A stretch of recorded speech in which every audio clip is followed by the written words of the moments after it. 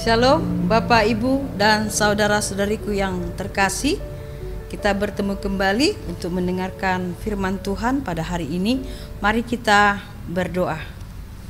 Damai sejahtera Allah yang melampaui segala akal akan memelihara hati dan pikiranmu dalam Kristus Yesus Tuhan kita. Amin. Saudaraku yang terkasih, firman Tuhan pada hari ini tertulis di dalam kitab Yesaya pasal 61 ayat 1. Saya akan bacakan. Demikian firman Tuhan. Roh Tuhan Allah ada padaku, oleh karena Tuhan telah mengurapi aku. Ia telah mengutus aku untuk menyampaikan kabar baik kepada orang-orang sengsara dan merawat orang-orang yang remuk hati, untuk memberitakan pembebasan kepada orang-orang tawanan dan kepada orang-orang yang terkurung, melepaskan dari penjara. Demikian firman Tuhan. Topik pada nats kita pada hari ini yang mengatakan diutus untuk menyampaikan kabar baik. Saudaraku yang terkasih, Tuhan mengutus hambanya Nabi Yesaya untuk menyampaikan kabar selamat kepada bangsa Israel setelah mereka kembali dari pembuangan. Yang selalu dikatakan bahwa nats ini, pasal ini adalah bagian dari Trito Yesaya, yaitu masa-masa pemulihan, masa-masa bangsa Israel keluar dari pembuangan Babel. Alangkah sukacitanya mereka mendengar kabar sukacita yang disampaikan oleh Nabi Yesaya, karena mereka akan dipulihkan, mereka akan dimenangkan, mereka akan dimerdekakan, mereka akan diproses menjadi umat Tuhan yang lebih baik lagi, dan mereka akan diberkati, berkelimpahan, dan mereka bersukacita.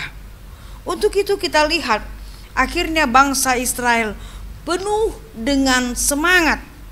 Mereka semakin semangat menghadapi kehidupan mereka setiap hari.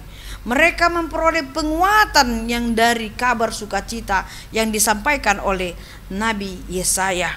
Dan mereka memiliki pengharapan yang luar biasa. Semangat, pengharapan, dan penguatan itulah yang dialami, yang dirasakan, yang mereka terima dari kabar sukacita yang disampaikan oleh Nabi Yesaya.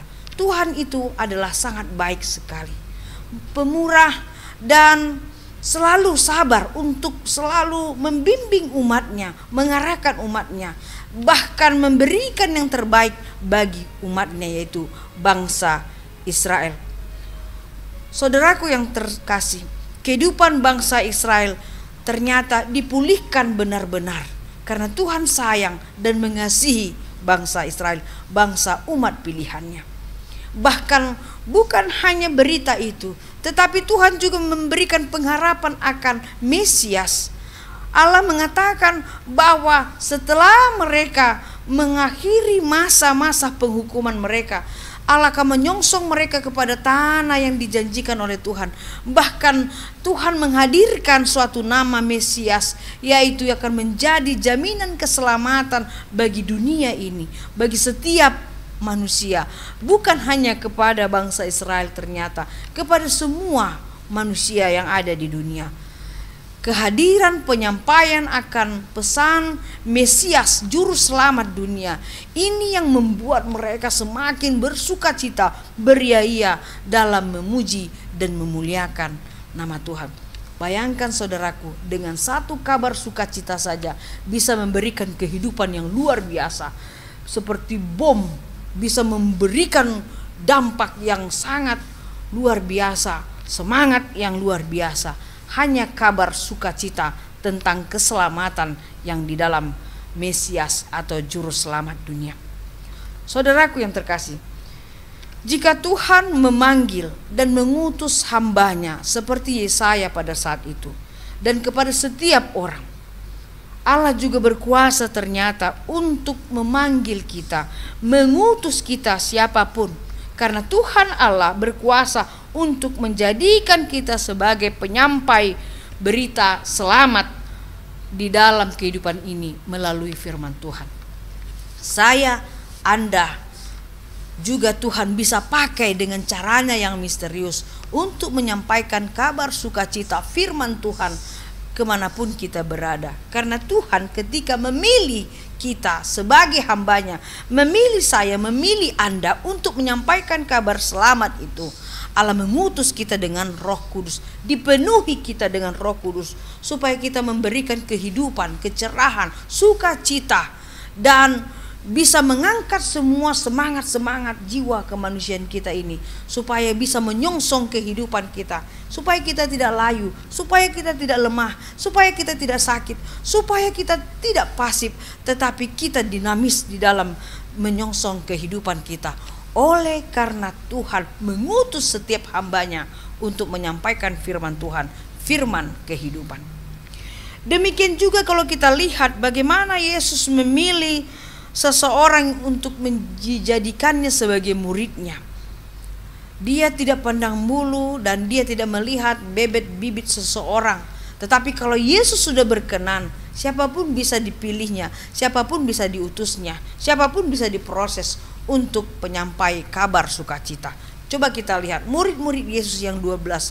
Ada mereka sebagai profesinya sebagai nelayan, pemungut cukai, golongan rakyat biasa, bahkan orang yang memiliki kelemahan, bahkan sampai orang berdosa pun Tuhan bisa proses, jadikan dia menjadi murid Tuhan Yesus untuk menyampaikan firman Tuhan. Apapun bisa dilakukan oleh Tuhan Yesus jika dia berkehendak ingin untuk menjadikan kita menjadi hambanya.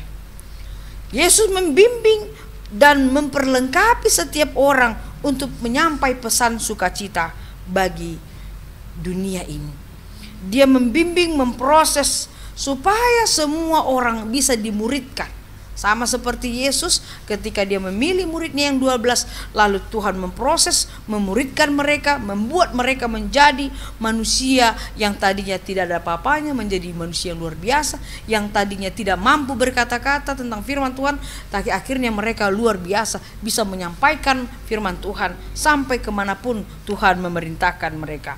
Karena setiap orang yang diberikan kuasa Roh Kudus untuk membawa keselamatan dengan berita sukacita, pasti Tuhan akan menyertai dia selalu.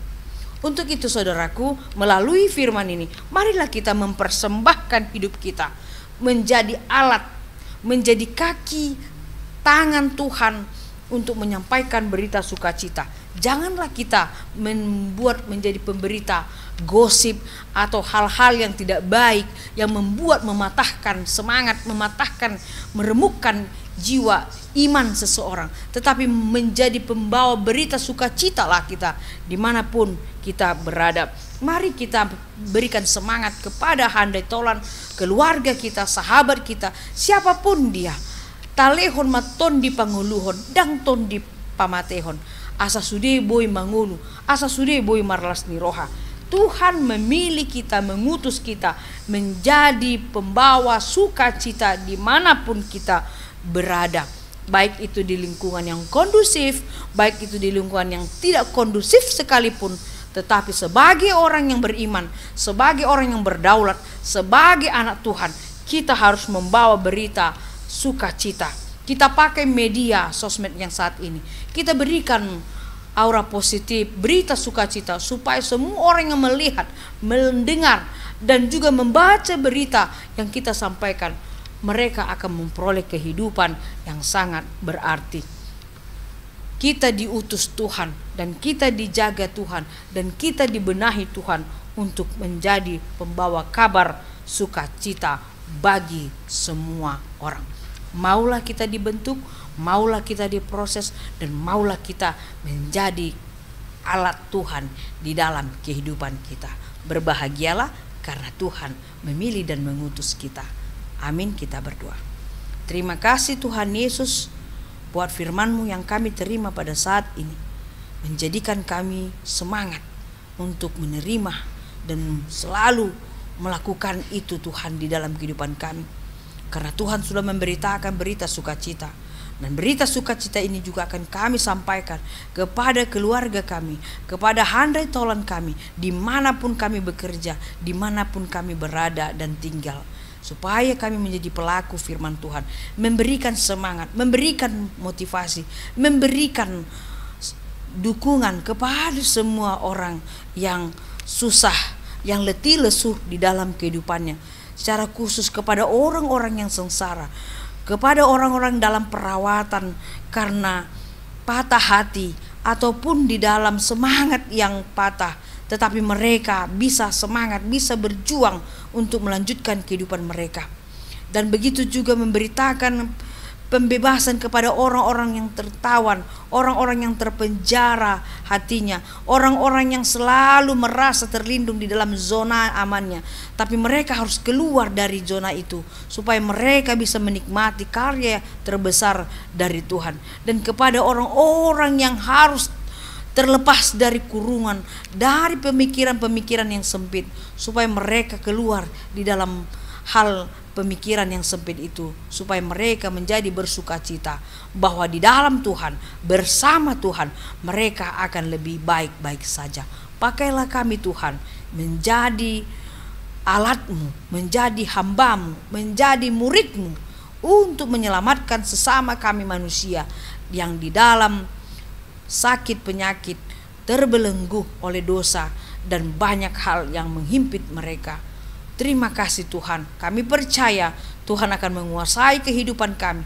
Tuhan akan memampukan kami untuk menjadi umat-Mu yang lebih baik dan berkualitas tinggi. Terima kasih Tuhan, terpujilah nama-Mu. Dalam Yesus Kristus kami berdoa. Amin. Kasih karunia Tuhan Yesus dan kasih Allah dan persekutuan Roh Kudus akan menyertai kamu senantiasa. Amin. Bapak Ibu yang terkasih, demikian firman Tuhan. Ingat selalu tersenyum dan tetap jaga prokes. Tuhan akan selalu menjaga kita.